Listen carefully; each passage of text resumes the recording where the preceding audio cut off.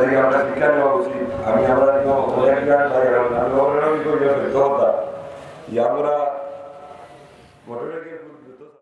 গত শুক্রবার সিলেট বিয়ানীবাজার আঞ্চলিক মহাসড়কের খাসা এলাকায় সড়ক দুর্ঘটনায় নিহত শিবলু আহমদ মিষ্টুর জানাজা সম্পন্ন হয়েছে। রোববার সকাল 11টায় পৌরসভার দক্ষিণ কসবা জামে মসজিদ প্রাঙ্গণে জানাজা অনুষ্ঠিত হয়। জানাজায় নিহত স্বজন সহ স্থানীয় এলাকার শোকাহত মানুষ অংশ নেন।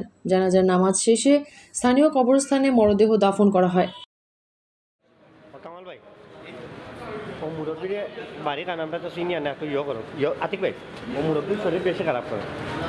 শুক্রবার রাত 9টার দিকে খাসা এলাকায় বালু বোঝাই ট্রাকের চাকায় পৃষ্ঠ হয়ে মোটরসাইকেল আরোহী শিবলু আহমদ মিষ্টু ঘটনাস্থলে মারা যান।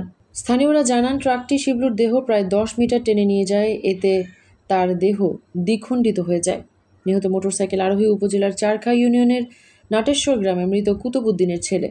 নিহত যুবক দীর্ঘদিন ধরে বিয়ানীবাজার পৌরসভার খাসা পণ্ডিতপাড়া এলাকায় পরিবারের সাথে বসবাস করত। মেহরুন মিতু ফেরদৌস, এবিটিভি।